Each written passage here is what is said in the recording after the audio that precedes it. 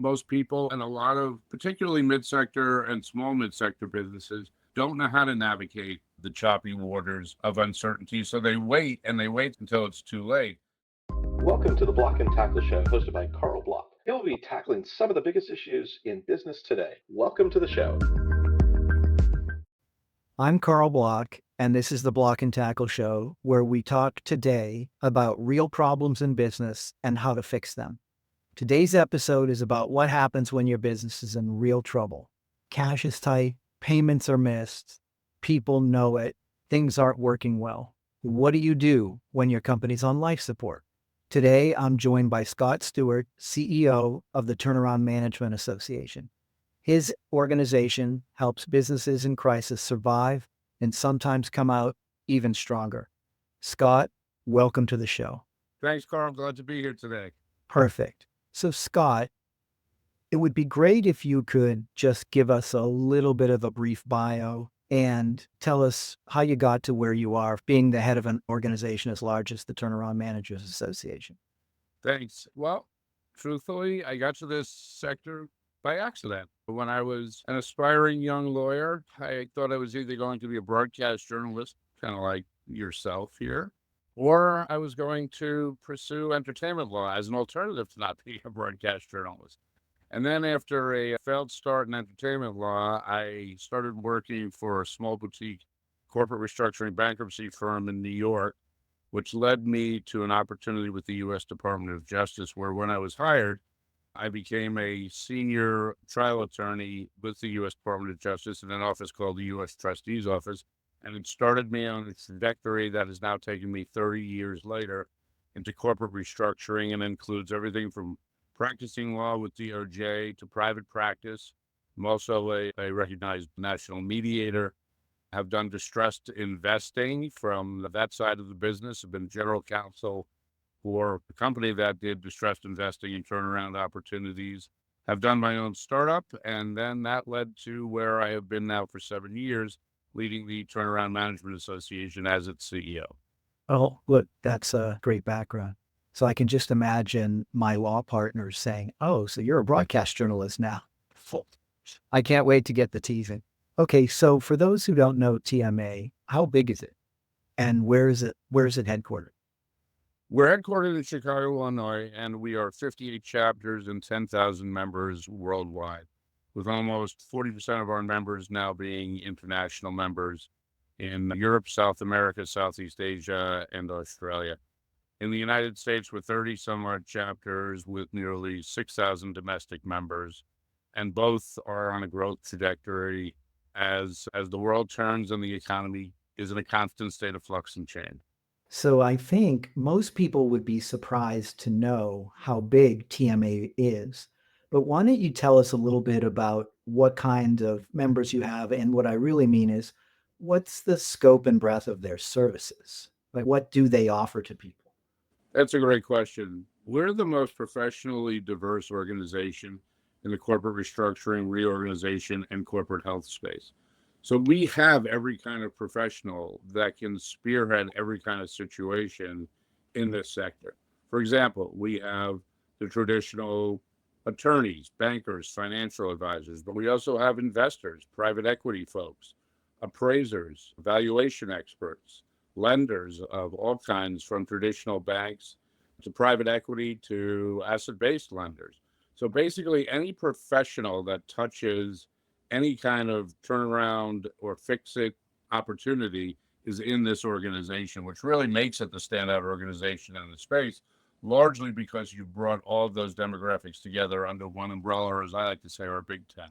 Well, I mean, it does seem like a big tent. And I think outside of the space, I'm not sure it has a lot of name recognition. The running joke with people is that if you were an insolvency professional and you go to a cocktail party and you walk up to somebody and say, "Hey, I'm an insolvency professional," unless the person you're talking to is somebody else who's clearly in the insolvency space, they're like, "Okay, I'm shaking hands with a Grim Reaper right now. Nice to meet you."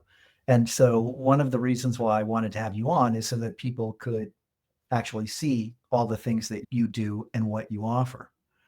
In terms of what you must see, because you must constantly be hearing about, reading about, or being told about industries that are in trouble.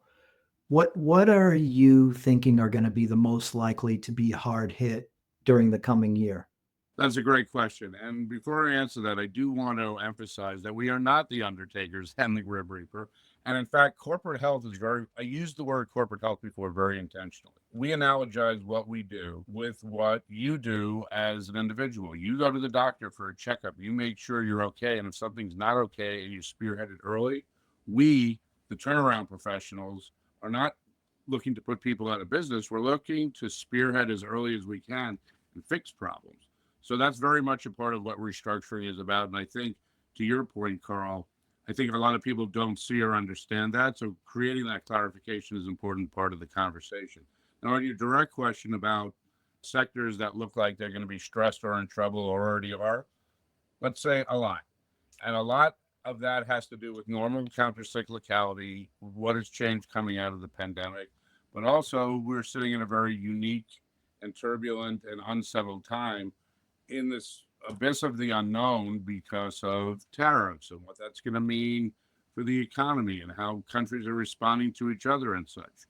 So I'm going to divide the answer to the question into two parts. What we're seeing on a more traditional level, and there, healthcare, manufacturing, retail, real estate, construction, they're all troubled sectors. And that's just to name a few. And I can give you the reasons, for example, in retail, consumer spending is a factor, inflation is a factor, the fact that there's been overexpansion in the retail sector continues to be a factor. Work from home and people not being in urban areas as much. That's definitely affecting retail, changing consumer tastes. And that's an area that is constantly in the crosshairs of restructuring. Healthcare has super fragile economics. And I can tell you that is another area that consistently has issues. There's slim margins and high costs. Private equity invested a lot of money over the last several years, and a lot of them had good cash outs on the early side of their investments, but they're not putting long-term money. So healthcare is a consolidating and troubled sector, and there's a huge stress in the rural hospitals and a lot of closures there and a lot of stress there. Agriculture, again, is attached a lot to what's going on in the immigration conversation, and where we're not having migrant workers who can legally work, where some can, they can get permissions to work, but there are parts of agriculture where they're not going to get that. So there's going to be questions as to whether or not there's going to be stress in the agriculture sector. And with the unknowns on interest rates, and with interest rates currently high, that's going to affect home building and construction. So basically, I think I've named every major sector. Oh, and don't forget about automotive, where we had a flurry of electric car manufacturer bankruptcies, and the state of auto supply chain continues to stress that sector. So if I left out a sector, let me know. Look, I understand your point. And before we get to tariffs, I think that they are turbulent times. They're interesting times. I think we have seen, like you said, private equity investing a lot into healthcare without really having tremendous knowledge of the healthcare markets. We have a lot of regulations that affect regulated industries, and healthcare is definitely one of them. You have providers who are closing their panels because reimbursements are too low. We just can't seem to figure out how to bend the cost curve in healthcare and how to make it efficient, but make the delivery efficient enough where people can still stay afloat and provide good services. That's tough. And I think you hit a very important point there. Private equity invested in a sector. It's not a clean investment. It's an investment that's clouded by a lot of other factors. And they're doing it for the investment value, not the long-term value or being helpful in correcting the issues that plague the sector.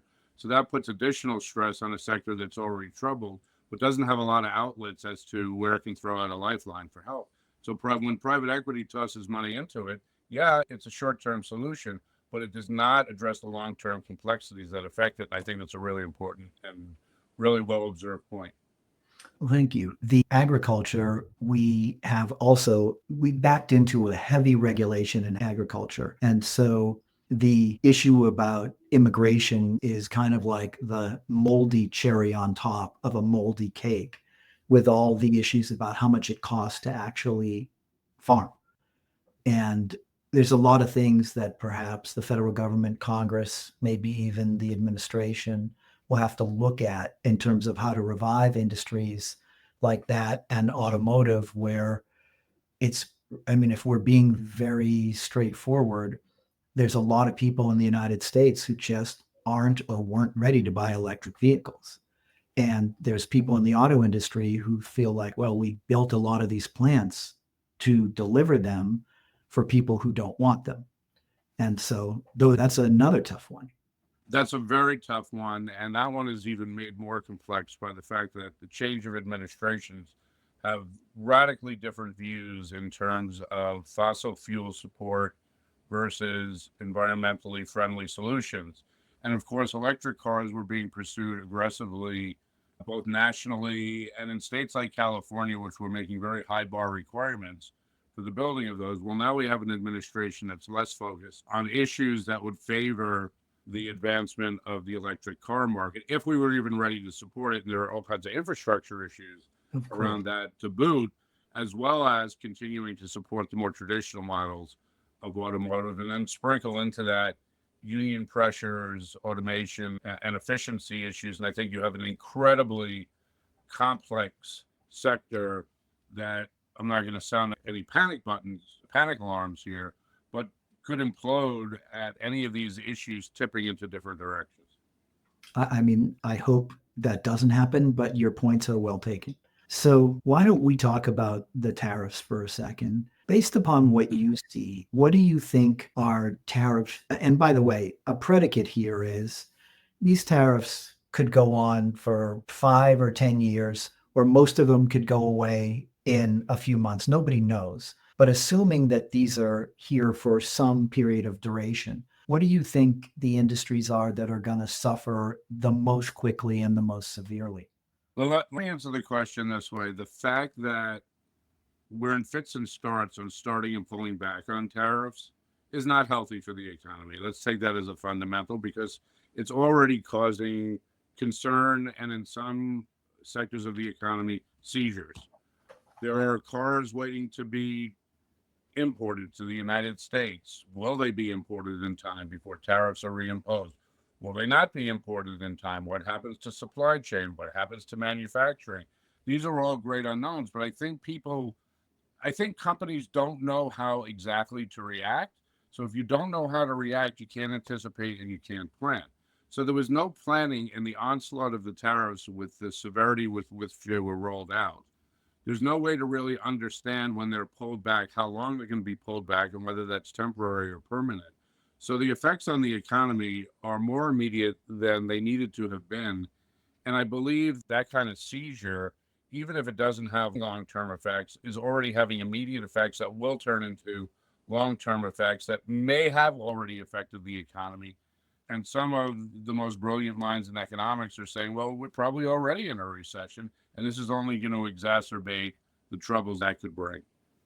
I understand. I mean, while listening to economists debate what a recession is a whole nother story. And there's people who say you have to have negative GDP growth versus slow growth. And then other people who say, how do people feel? And I would say that the surveys seem to say that consumer sentiment has taken a big hit in light of these. But do you see, for example, real estate construction or consumer products or other industries in particular that you think are the most sensitive to the tariffs? Well, certainly you're going to see construction affected if lumber is affected. Right there, you have an issue. Interest rates are not yet coming down, and I think there's going to be tensions there that if they don't come down, the cost of building, combined with what the cost of tariffs on top of that is going to be, only exacerbate an area that could go into quick seizure by those factors. To your point on consumer spending, consumer confidence was already in decline. It's now exponentially declining because of a fear of concerns of what costs are going to be. So people, I think, are more hunkering down and playing a wait and see game, but that also has an immediate, more negative economic impact.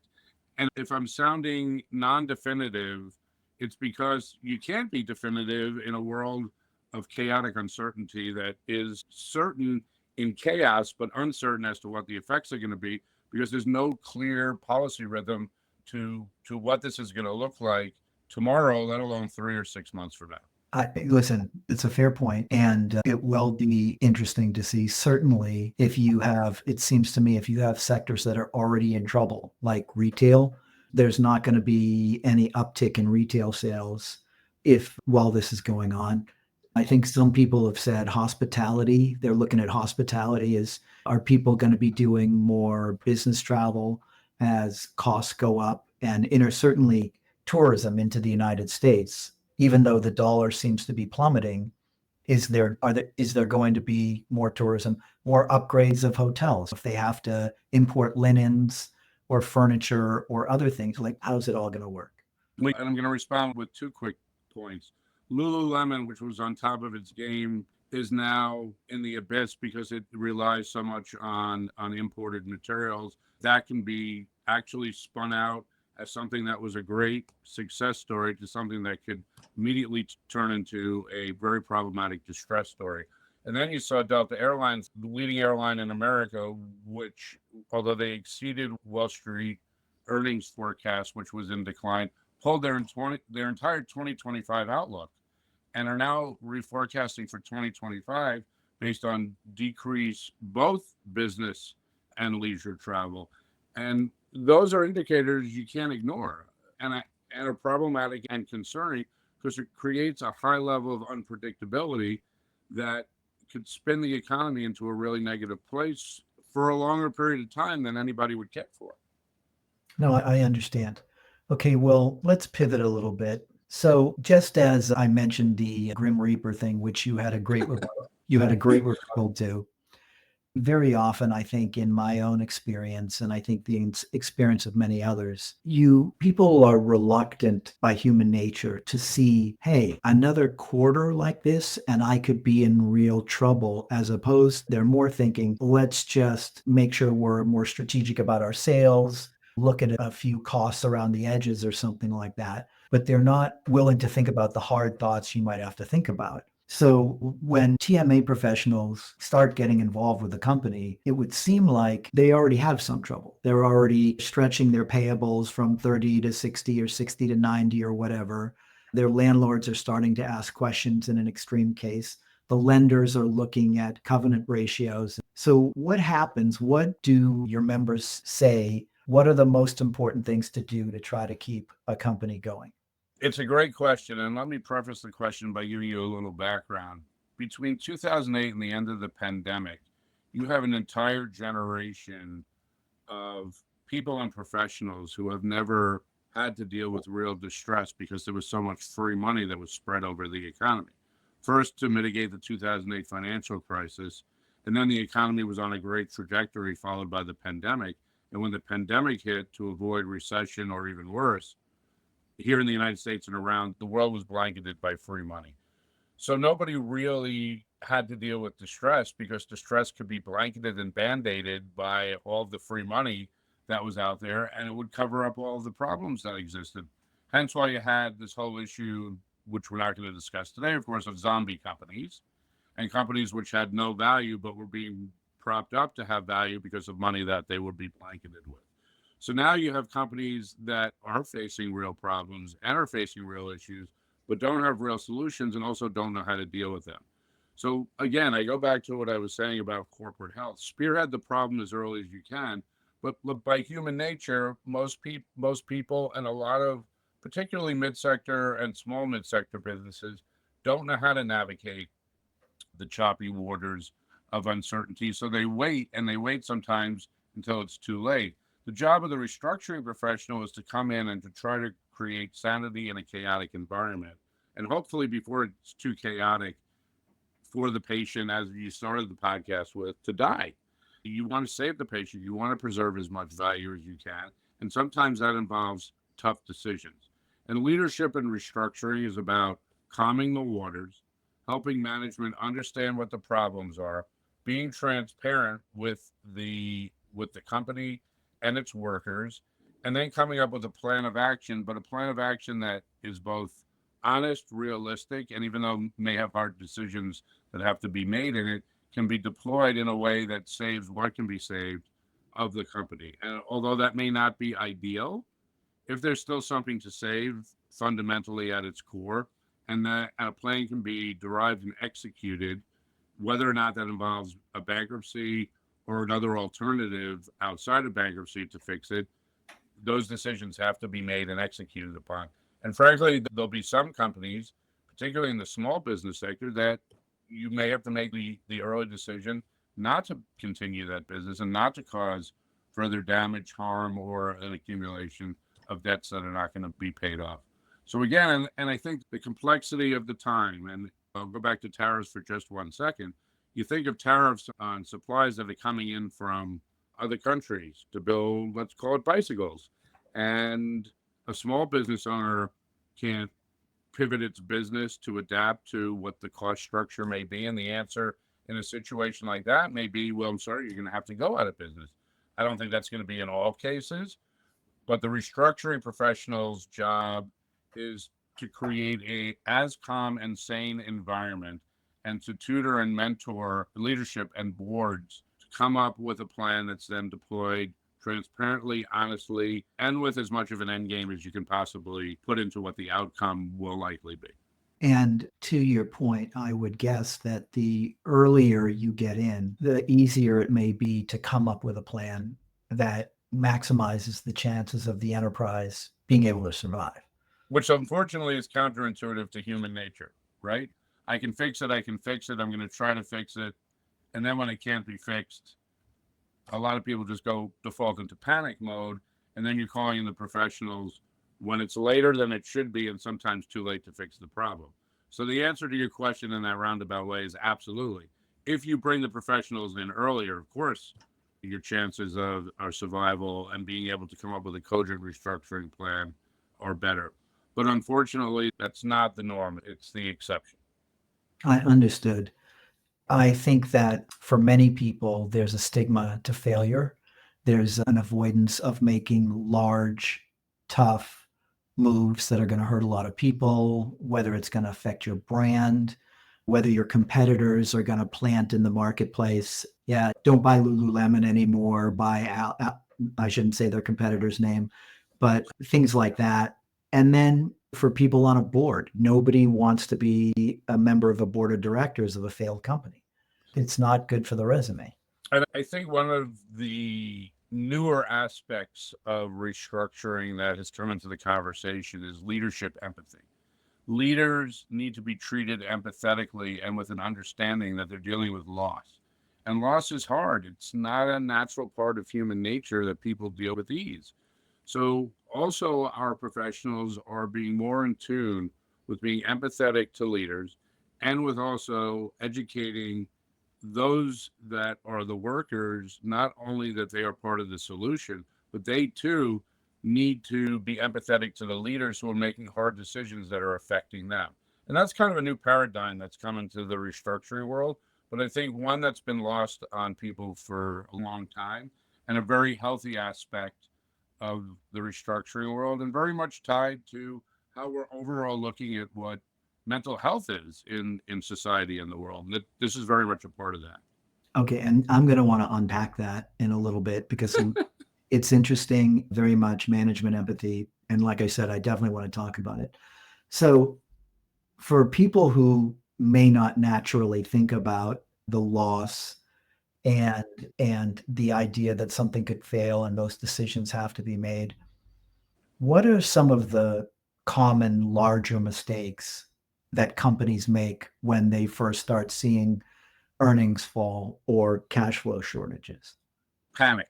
Panic is absolutely the number one reaction, and you don't make good decisions. That's number one. Number two is when you see things going awry, take a breath, step back, and bring in the professionals who can help you do the assessment you need to do the turnaround. One of the best examples I ever saw of a company, and this is a large company example, that saw things coming and took the right steps to be corrected was many years ago in the wave of the mass automotive failure that happened back in 2008. Well, General Motors was the example of failure. Ford was the example of the time of success. Why? Because they had a lot of cash. They saw what the environment was. They brought in restructuring professionals, and they weathered the storm in a way that General Motors at the time couldn't, because they had the forethought to do the right thing, bring in the professionals to help do the assessment that they couldn't do themselves. They knew they had a lot of cash that they were sitting on to be able to deploy to help fix problems, and they used it in a way that was planned and thought out, whereas others didn't do it, which is why Chrysler went away, and General Motors, had it not been for the bailout, would have had a mass failure and a catastrophic economic impact on the world. If you can avoid panic, of course you want to do that. But like you said, and we're going to default back to, I'm sure, multiple times during this conversation, it's not what human nature is, and it's hard.